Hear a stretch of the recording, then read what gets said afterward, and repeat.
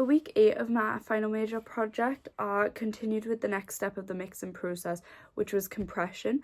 And luckily in the week before, I did some extra research into compression, which actually came in helpful when doing it on the individual tracks. I found out a few definitions of what the dials do individually. For example, the threshold is the volume that you allow a track to reach before it gets turned down.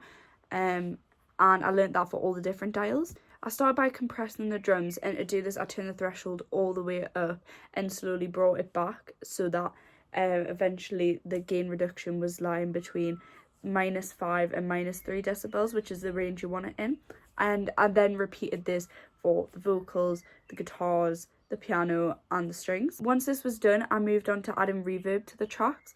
This kind of emulates the natural sound that would be captured. So if I was playing in a large space, the natural reverb as the sound bounces against the walls, that is kind of what you add back into the tracks, because a lot of them were MIDI, so it didn't have the natural reverb of a recording. For the drums, I wanted it to sound like they were in a small room, so they just kind of had a small bit of reverb.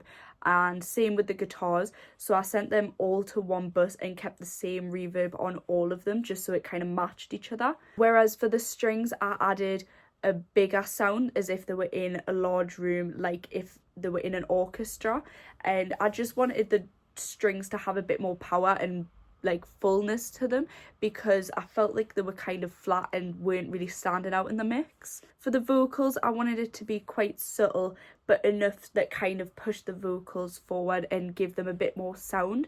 But I needed to make sure that the vocals didn't overpower it, because I felt like the reverb was quite strong on them and it was kind of muffling the other instruments because it was so loud and the reverb was carrying out, and I needed to cut that off so that it didn't overpower the other tracks. I was able to successfully add reverb to everything, but I wanted to do some more research on it, on specifically what the different dials did.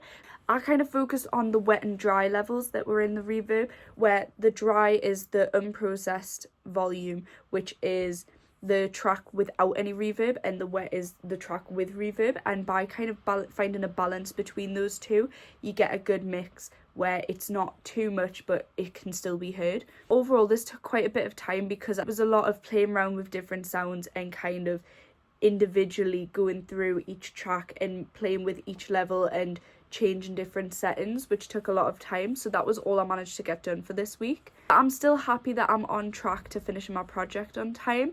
Obviously in my action plan it does say that I was going to begin the mastering process, but I'm okay that it took a bit more time because I'm still confident that I'll get it done.